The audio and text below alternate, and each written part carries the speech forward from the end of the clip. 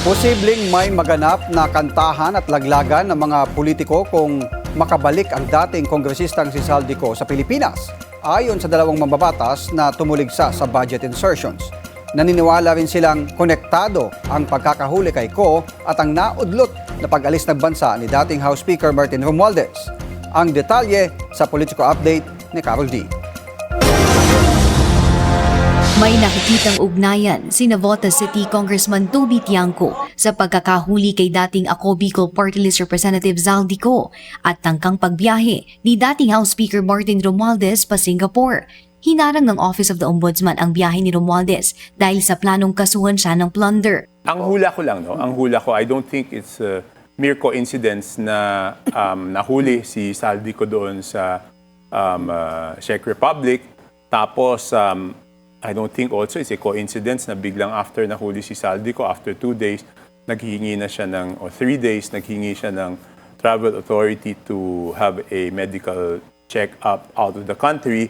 At tapos, biglang hindi pinayagan ni Ombudsman Boying Remulla, tsaka siya biglang nagsalita. No? Para sa akin, magkakadugtong yung mga bagay. Ayon kay Tiangco, matagal nang alam ni Romualdez na posibleng gawing testigo laban sa kanya si Ko na pinamunuan ang makapangyarihang Appropriations Committee noong Speaker si Romualdez. Even doon sa speech niya, may sinabi siya doon, di ba?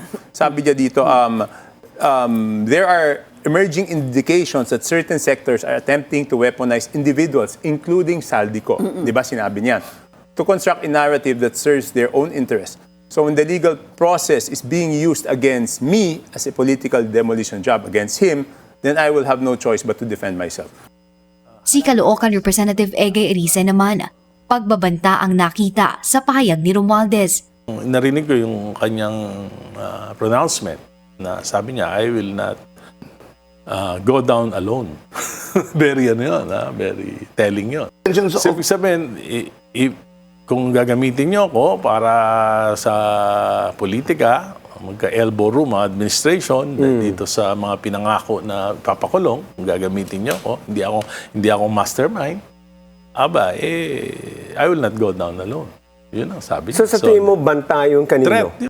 Giit pa niya, kung babalik ng bansa si Zaldico at magsasalita, posible anyang malagay sa alanganin ang administrasyon. Kung ito kumanta ng Do-Re-Mi, sino ba ang masisintonado? Yung administrasyon o yung oposisyon?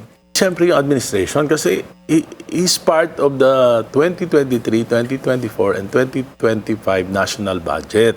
At doon nagsimula yung trillion peso diversions, insertions, and amendments. At yun yung pondo na napunta sa mga anomalous ghost flood control projects. Yeah.